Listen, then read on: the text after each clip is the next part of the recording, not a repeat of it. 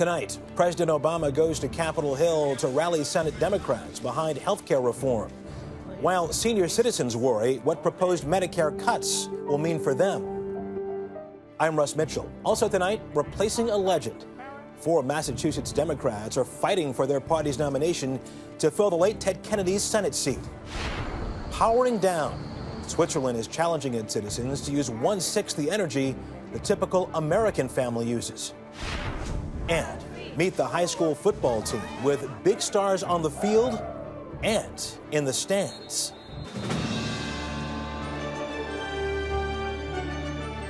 This is the CBS Evening News with Russ Mitchell. And good evening. The race to push the $1 trillion health care bill through Congress by Christmas got even more intense this Sunday as President Obama made a trip to Capitol Hill.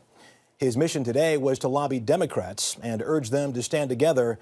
But as the debate continues, that strategy is not sitting well with Republicans. Kimberly Dozier has the latest. President Obama announced they're going to get it done after he met with Senate Democrats on Capitol Hill today. He said he'd come to give them a pep talk as the Senate debated health care in a rare Sunday session. Republicans charged Mr. Obama's visit violated his own campaign pledge to include them. I'd love for the president to come and meet with the 40 of us who are on this side of the aisle, and we could have a discussion with him. But this visit was about winning over Democratic opponents to the bill. Democratic leader Harry Reid needs all 60 votes in his caucus, or he'll have to bring some Republicans on board. We're working toward a consensus. We're not there. 4 of his coalition remain opposed: Joe Lieberman, Ben Nelson, Blanche Lincoln, and Mary Landrieu. Their main objection, the bill's government-run health care plan, known as the public option. A compromise is in the works to launch a national nonprofit health care plan modeled after insurance offered to government employees. It would be federally administered at first, but might be privately run at some later date. It's still being worked on. Another major hurdle involves abortion. One amendment expected to be introduced tomorrow would stop insurers from providing abortion services to any woman who receives federal subsidies to buy insurance. The Republicans aren't having much luck with their amendments. They've tried but failed 3 times so far to strip out the bill's new cuts to Medicare. Cuts that will reduce benefits for nearly 11 million American seniors on Medicare Advantage. Cuts that raid Medicare instead of fixing it. Senators who met with the president say he didn't get into details. This was simply one of the last chances in his schedule to meet with his troops and rally them to try to finish health care by Christmas.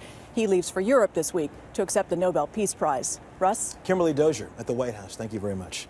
As Kimberly pointed out, Republicans tried and failed to block cuts to home health care agencies in the Senate bill.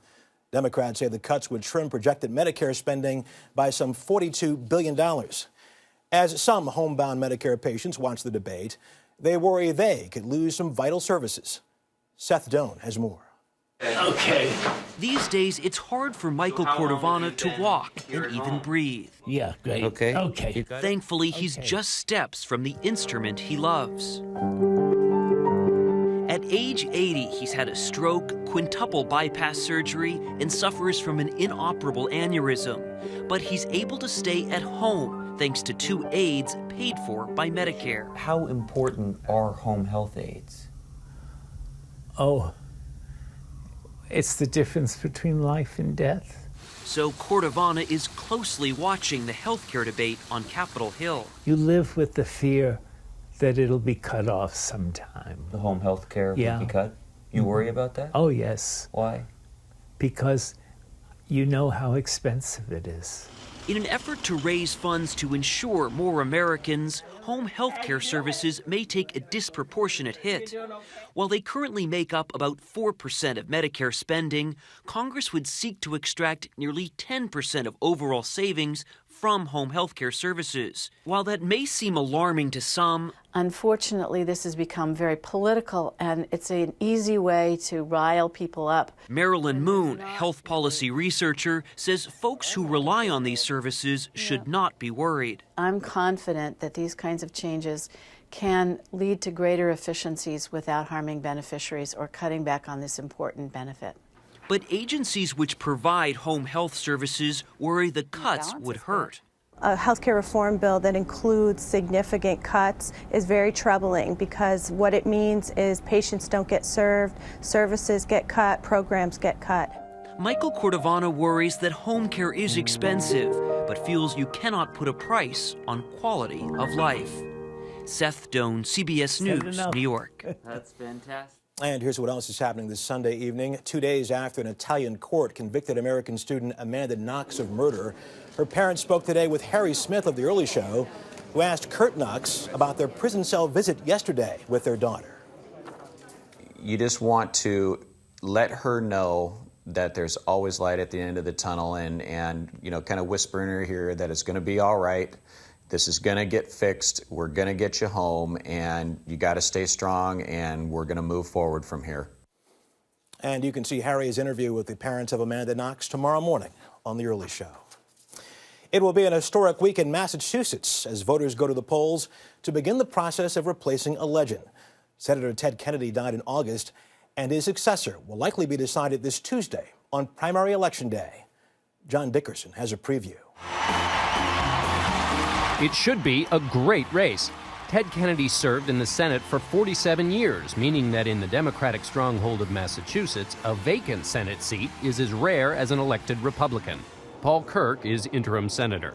This is a seat of history. Daniel Webster, John Quincy Adams, Charles Sumner, President John Kennedy.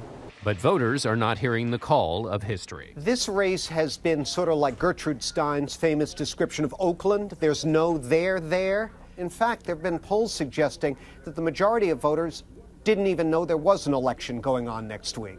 The candidates have been trying to get attention. The frontrunner is Massachusetts Attorney General Martha Coakley, who's been boasting about taking on investment bankers. She'll fight for tougher oversight of Wall Street. And not tying herself to the Kennedy legacy.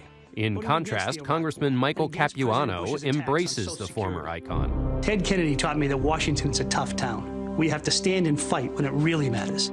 Alan Casey, a community activist, is trying both, invoking Kennedy. Alan Casey. He's been called Teddy's rightful heir. And bashing Washington. Because someone's got to clean up the mess in Washington. The Kennedy family has not endorsed any of the four Democrats, which also includes Celtics co-owner Stephen Pagliuca. Electoral fireworks have been limited because there are few policy differences, and voters are distracted because the primary is sandwiched between Thanksgiving and Christmas. Just trying to figure out how you're going to get a parking space at the mall is probably consuming more mental energy right now than figuring out who you're going to vote for in the Senate race. There is a Republican running for Kennedy's seat, so Tuesday's winner will face a challenger in January. But even in Massachusetts, where the Red Sox have taught them to believe in hope over experience, Republicans expect the Democrat to win in a walk. Russ? John Dickerson in Washington, thank you very much. Secretary of Defense Robert Gates said today that U.S. forces will stay in Afghanistan for at least 2 to 4 years. But on the CBS News broadcast Face the Nation, Gates reaffirmed President Obama's vow to begin an Afghan withdrawal in a year and a half. The date in July 2011 to begin transferring security responsibility and thinning our troops and bringing them home is firm. What is conditions-based is the pacing at which our troops will come home. The president also announced last week an additional 30,000 U.S. troops will head to Afghanistan. Of course, in this country, that means more changes on the home front, and not just at home. Terry McCarthy has that story from Camp Pendleton, California. Mia Wayne has her own way of supporting the war in Afghanistan. She lives in Oceanside, right next to the Marine Corps base of Camp Pendleton. So she invited 2 Marines to Thanksgiving dinner. They're thankful. They're thankful to have a home-cooked meal. Oceanside's 170,000 residents are strong backers of the military. Particularly now, some 4,000 more Marines from Camp Pendleton are likely to be deployed to Afghanistan starting this month as part of President Obama's new war strategy. We have to finish the job. And with 30,000 people more, if that's what it's going to take, okay. The Marines' job is to support the mission. Our job is to support the Marines. Everybody here feels it when a big deployment happens. The town empties out. There's a lot less people here. A lot of women with their husbands gone, so you see, a lot of ladies and children walking around without their dads. Oceanside is a proud military town, but with 3/4 of the population linked to somebody who is or was serving in the armed forces, they know better than anyone how much this war really costs. Are you handsome? Dawn O'Brien has a son, son-in-law, and daughter-in-law in the military. That's Dan. As a mother, she says every day of their deployments is torture. Constant fear. Constant 24-hour fear. O'Brien thinks the repeated deployments have pushed military families to the breaking point. Some of them have gone 2, 3, 4, some are even on their 5th tour, and it's just too much. Back in Mary's Diner, retired teacher Marilyn Pircola sees no easy way out of this war. It causes one to ponder. And I would say even pray, you know. I pray for our soldiers at war. A war that in Oceanside is constantly part of everyday life. Terry McCarthy, CBS News, Oceanside, California. And still ahead on tonight's CBS Evening News, how low can they go? The Swiss try to drastically cut their energy use. On the eve of the historic climate change summit in Copenhagen, a train called the Climate Express rolled into the Danish capital from Brussels tonight, carrying environmentalists and journalists. Also, the city of Zurich in Switzerland has a creative solution to climate change, as we hear from Elizabeth Palmer. Zurich, Switzerland's largest city, has a radical goal: to reduce the amount of energy its residents use by 2/3 and become a 2,000-watt society. That is 2,000 watts every second of every hour, every day. If you take the total amount of energy being consumed on Earth and you divide it by the number of people, it works out to roughly 2,000 watts per person. That's the amount of energy it would take to keep 20 100-watt light bulbs burning. But how many of us are using more than our share? Top of the list are Americans, who use 12,000 watts each. Europeans use about half that much. Africans and Bangladeshis less than 700. So can each member of a modern Swiss family really live on the same energy it takes to power 20 light bulbs? Martina Blum, an environmental economist, decided to try in a custom-built house with a ventilation system that recycles all warmth, including body heat. There's this heat exchange where the incoming air is warmed up. Features like that are expensive, but Swiss banks offer lower mortgages for energy-efficient homes. To conserve even more energy, the family also eats locally produced food. Still, your goal is 2,000 watts. How close are you? We are around 3,500. Not quite down to 2,000 watts, but well on the way with no loss of comfort. The 2,000-watt society is not what some people criticize. They say, well, it's cold, it's uncomfortable, it's no fun. And this is not true. Swiss cities are investing serious public money in the 2,000-watt vision, making trains and trams easier and cheaper than cars, and encouraging people to cycle or walk.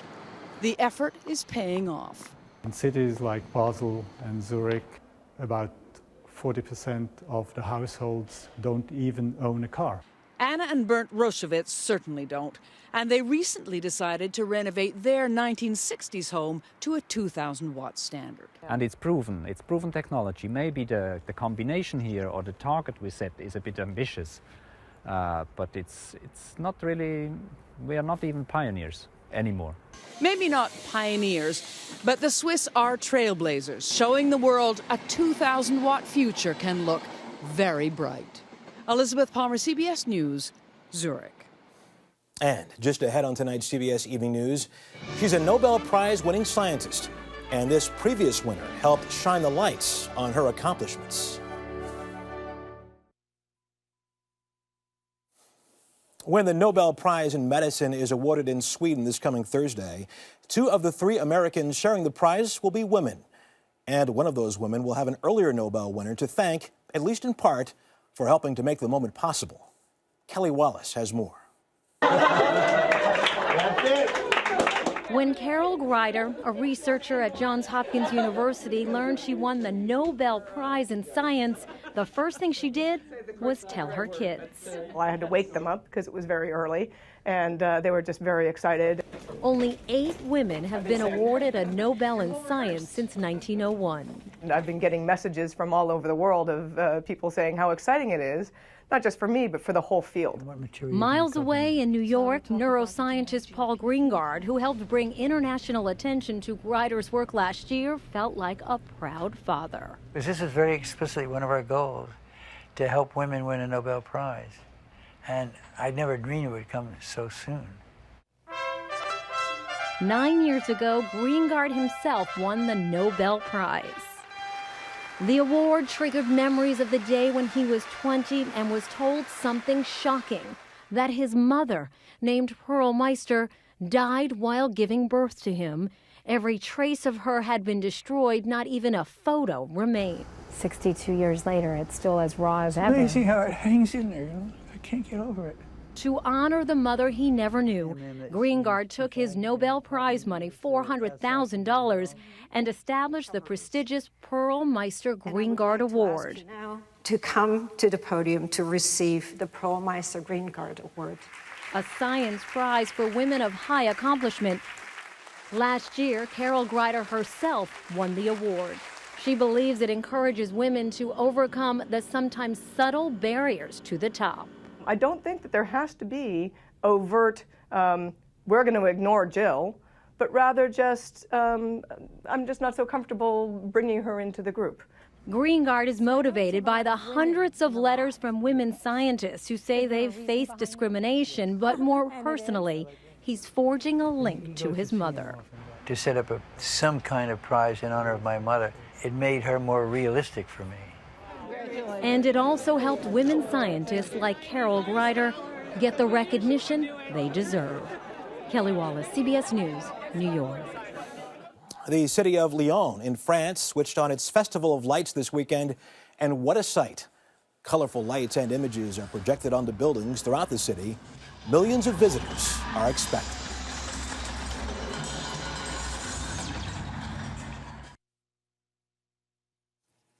And finally this evening, after winning a playoff game this weekend, California's Oaks Christian High School football team is one win away from playing for the state championship.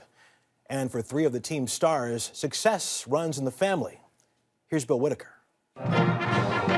Friday nights across the country, cheerleaders take the field, fans pack the stands, lights come up, and the game begins.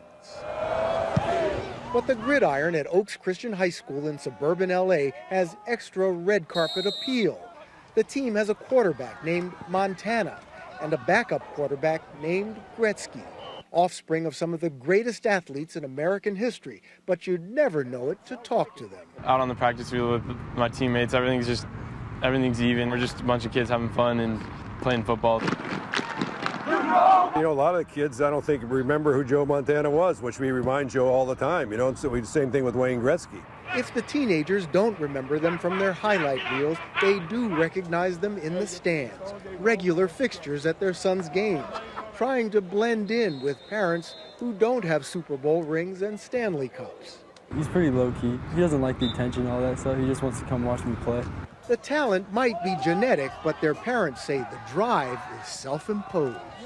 I don't think he feels the pressure of being Wayne Gretzky's son as far as succeeding. I think he puts his own pressure on himself. They're not just famous, they're good. This 10-year-old football program boasts a stellar record. Just 11 losses, 1 tie, and 120 victories. And this year, as always, they're headed to the playoffs. This football team is one of the better ones in the 10 years. If the Montana Gretzky star power isn't blinding enough, check out number 6. He's the son of Will Smith, who can be spotted most Friday nights. It's really cool, like, knowing he's there and knowing that he's supporting me. He comes to every game, so it really helps. Unless, of course, Hollywood interferes. On this night, Trey's mom stood in for Will, who's shooting a movie in China. I think Trey is used to it. His dad is pretty famous, and he's been famous for a long time. Really, ever since Trey was born, Will has been famous. But on Friday nights, the spotlight is on young stars making their own name on the football field. Bill Whitaker, CBS News, Westlake Village, California.